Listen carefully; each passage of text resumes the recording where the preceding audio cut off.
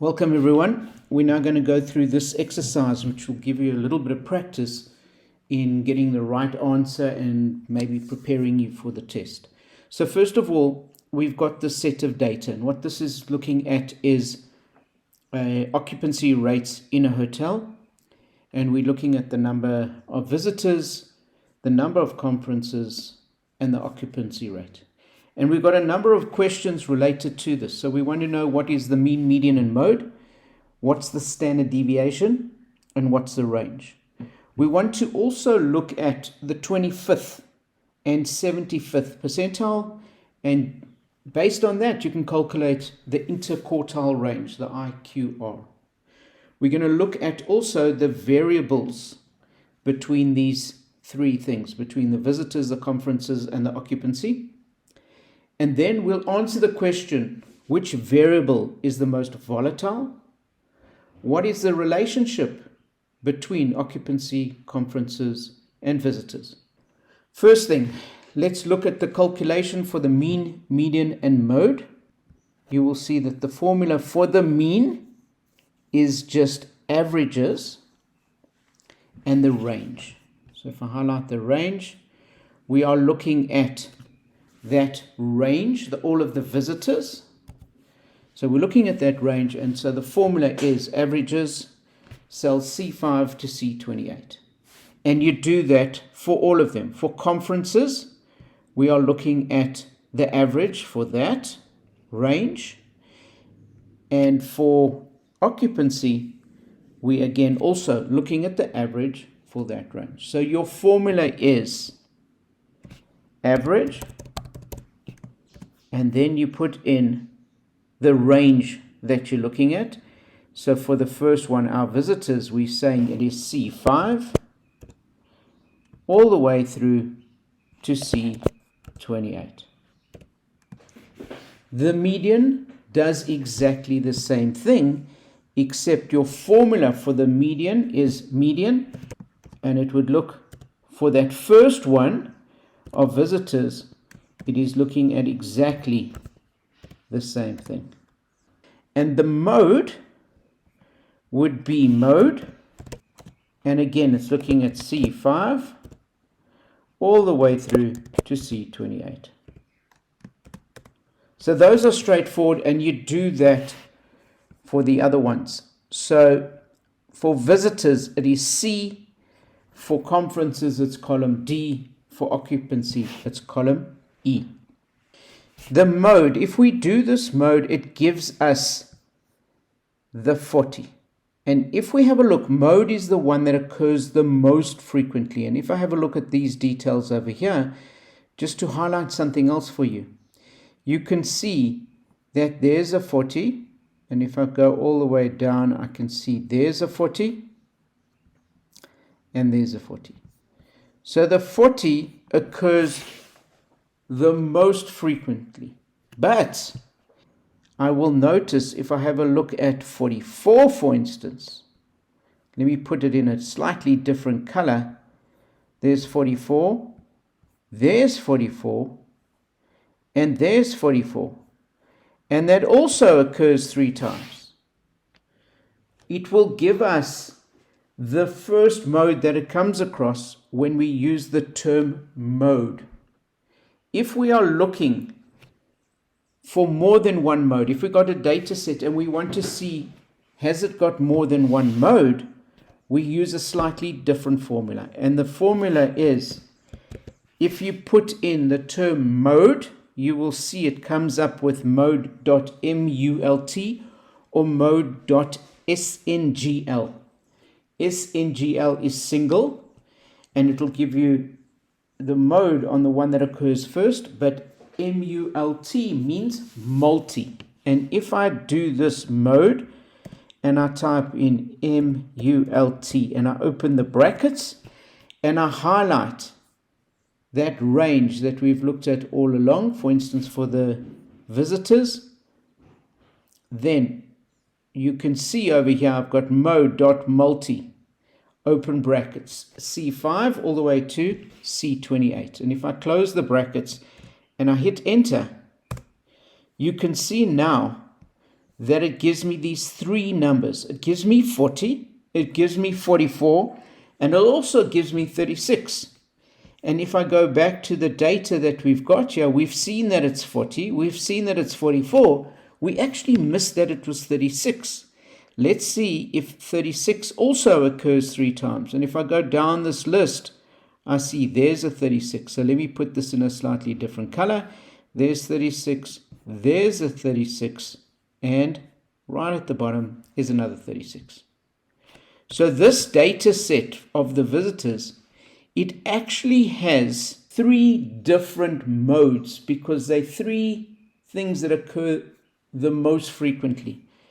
If, for instance, this wasn't, if there was only one mode, so I'm going to change these numbers slightly just to change this up a little bit. Instead of the 44, I'm going to put 40, so that definitely is our only mode. You will see that the formula for bimodal comes up only with one mode because there's a single mode. Let's now move on to standard deviation.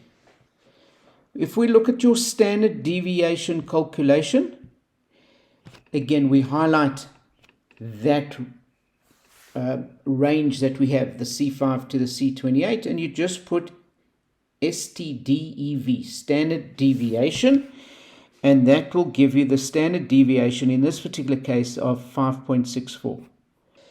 When we do this, I want to show you something else. If I'm putting in the formula, I go equals, and I go STD, and now it comes up and you can see EV, standard deviation, dot P or dot S. The dot P is for the whole population. The dot S is for a sample. So I could do a standard deviation that the formula is slightly different if all my data, if the data I'm using is the entire population, if it's all the data that's available, I will use standard dev.p.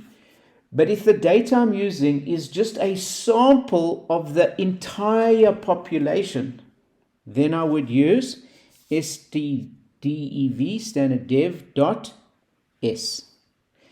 In our situation over here, what we're looking at is of the entire population, because this is all the data that we have, and we're using all the data. We're not using just a portion of it.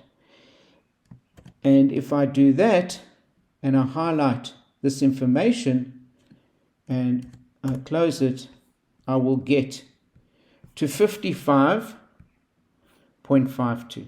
So, the standard deviation that I've used earlier, if you use just standard deviation, it assumes that the number we are looking for is the sample.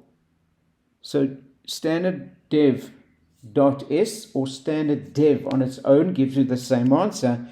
It is standard dev.p that will give you a slightly different answer. And so what we've got is two standard deviations. The one is the standard dev p, and the other is just the standard dev or the sample. And more correctly here, in this particular case, I would guess that this is our entire population, but either of these answers would be acceptable unless we've been very specific and told you to look at one or the other. When we look at the minimum, the maximum, and the range, all you're doing with this calculation is for your minimum, you're looking at the formula MIN, and again looking at that same range of C5 to C28. That'll give you the minimum. The maximum is max C5 to C28 in our case. And the range is the difference between your biggest and your smallest. So your range would just be the max versus your minimum. Let me show you here. There's the formula for my minimum. There's the formula for my maximum. And my range is just cell C36 minus C35. The value in my maximum minus the value for my minimum. When you're looking for percentile, you use the formula percentile, open brackets, that same range, then comma 0.25. The 0.25 is giving you the 25th percentile. To get the 75th percentile, that would be the same formula, except at the end, instead of 25, we put 75. The interquartile range is purely the difference between those two values. If I show you the interquartile range here, that 7.75 is just what's in cell C40 minus what's in cell C39. When we look at the volatility, the measure of volatility, we take the standard deviation divided by the mean. And if you see these numbers over here, you can see that that biggest one is the middle one, 42.18. And that means that your number of conferences is the one that is what we refer to as the most volatile. And our last question was looking at the correlation. And all we do over here is we put a grid across the top. Visitors, conferences, or occupancy, as it is here, and we do the same thing down the bottom. The correlation between visitors and visitors is 1. Between conferences and conferences is 1. And occupancy is 1 because it's fully correlated. It's the same thing. It's the exact same data. So you only need to do the correlation of the others. And we're going to do the correlation of conferences to visitors. And the way that you would do this is as follows. You would type in Coral, and then you'd put in the range. So our first one, we're doing the correlation between C5 to C28. That is the range for the visitors, and we want to correlate it to the range of conferences. And so we take that and we put a comma, and then we do the next one, which would be D5 to D28.